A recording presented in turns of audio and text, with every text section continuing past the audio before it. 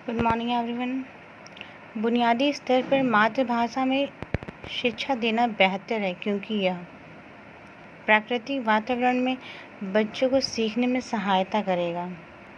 बुनियादी प्राथमिक स्तर पर बच्चों को मातृभाषा में शिक्षा देना बेहतर होता है क्योंकि इससे वे अपने आसपास के वातावरण के बारे में जल्दी से सीख जाते हैं।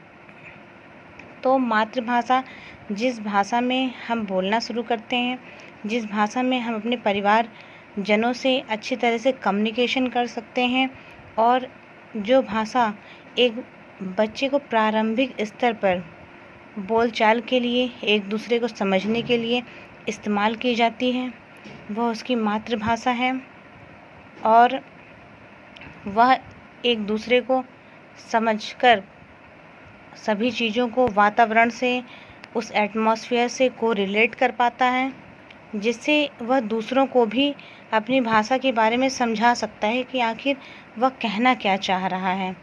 तो बुनियादी स्तर पर मातृभाषा में शिक्षा देना बेहतर इसलिए है ताकि प्राकृतिक वातावरण ने बच्चे को सीखने में सहायता करेगा और वह मातृभाषा उसके लिए एक पिलर का काम करेगी, एक फाउंडेशन डालेगी बच्चे के लिए, ताकि वह वैचारिक रूप से खुद को प्रकट कर सके और दूसरों के द्वारा बताए गए चीज़ों को भी समझने में सामर्थ्य हो सके। श्यामपट्ट पर लिखते समय सबसे महत्वपूर्ण क्या है? श्यामपट्ट लेखन का सबसे महत्वपूर्ण घटक है। लेखन में स्पष्टता होती है, जिससे छात्र श्यामपट्ट पर लिखी गई वस्तुओं को आसानी एवं सुगमता से पढ़ सकता है। लेखन में स्पष्टता होनी चाहिए, यह सबसे महत्वपूर्ण विषय है। तो जब अध्यापक श्यामपट्ट पर लिख रहा होता है, उसे 45 डिग्री पर खड़े होकर लिखना चाहिए ताकि विद्यार्थियों को सभी लिखे हुए अक्षर दिखाई पड़े सही से, सुगमता से वह उन्हें नोट कर पाए, पढ़कर समझ पाए। यह अत्यधिक महत्वपूर्ण है। आपकी कक्षा में एक छात्र देर से आता है, आप कैसे दंडित करेंगे? सर्वप्रथम शिक्षक द्वारा छात्र के कक्षा में देर से आने का कारण जानने का प्रयास करना चाहिए। तत्पश्चात उत्पन्न समस्या के समाधान के लिए आवश्यक कदम उठाने चाहिए। विद्यालय में विद्यार्थियों को कैसे अभिप्रेरित करना उचित है? बी, प्रासंगिक अध्ययन के द्वारा।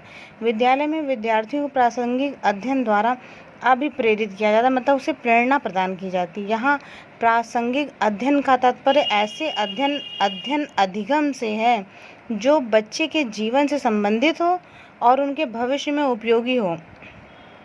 तो जो भी चीज़ें हम विद्यालय में विद्यार्थी को पढ़ाएं, वह उसके डे टू डे लाइफ से को रिलेट करके पढ़ाएंगे तो वह आसानी से सीख जाएगा, वह समझ जाएगा। तो इस तरह से उन चीज़ों को वह आत्मसात कर पाएगा, अपने अंदर समाहित कर पाएगा, अपनी आत्मा का और अपने जीवन का भाग उस प्रेरणा को बना पाएगा जो अध्ययन वह कर रहा है, जिस विषय में वह अध्ययन कर रहा है, जो बच्चों के जीवन से संबंधित हो और उनके भविष्य में उपयोगी हो। जब शिक्षक विद्यार्थियों को उनके वास्तविक जीवन से संबंधित विषय वस्तु का अध्ययन करते हैं तो विद्यार्थी अधिगम में रुचि लेते हैं और सीखने के लिए प्रेरित होते हैं। शिक्षा का उद्देश्य क्या होना चाहिए? शिक्षा का मूल उद्देश्य जीवन जीने की कला सीखना है, जिससे विद्यार्थी व्यवहारिक जीवन के तैयार होता है। Thank you.